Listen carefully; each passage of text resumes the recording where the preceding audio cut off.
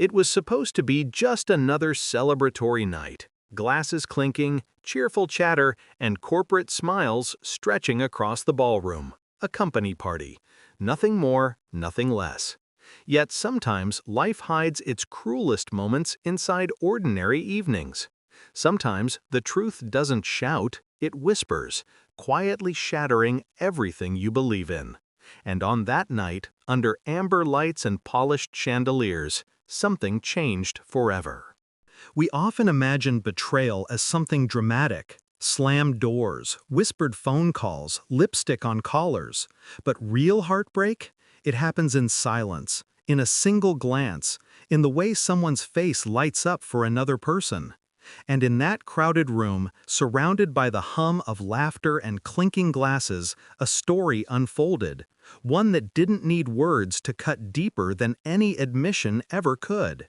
The music was soft, the air almost sweet with expensive perfume and celebration energy. People moved like they were floating, close enough to notice every detail, yet distant enough to remain polite, professional, filtered.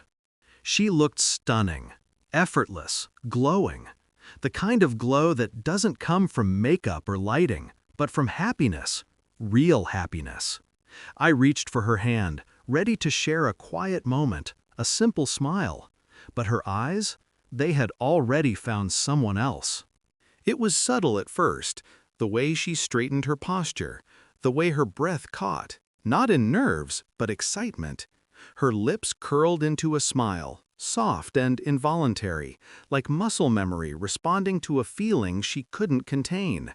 And then her eyes, bright, alive, shining in a way I hadn't seen in far too long. But the worst part wasn't that look. The worst part was realizing I wasn't the one who caused it. The man across the room approached, tall, confident, with that easy kind of charm you only see in people who know exactly what they mean to others.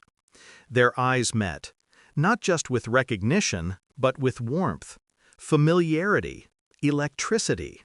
That silent language two people speak when something unspoken already exists between them. I stood there, watching a world form without me inside it. Their conversation flowed effortlessly. Soft laughter, gentle teasing. She tucked her hair behind her ear like she used to do on our early dates. She touched his arm, not dramatic, not exaggerated, just enough. Enough to say, I feel something when you're near. And then, as if the universe wanted to twist the knife just a little deeper, a coworker slid beside me and whispered, almost with pity, almost like delivering breaking news. You didn't hear? They've been really close on that project lately. Everyone's noticed. I managed a nod, a practiced smile, the kind you wear when you're trying not to crumble. When your heart is breaking but your pride forces you to stand tall. Sometimes the most painful betrayal isn't a confession, it's a moment, a look, a spark you recognize because once upon a time it was yours. I didn't storm out, I didn't confront her. Instead, I watched, quietly, because that's what heartbreak looks like in real life. No dramatic soundtrack, no spotlight. Just standing still while everything inside you shifts. That night didn't end with a fight or a scene. It ended with silence. The silent realization that love can fade without anyone saying a word.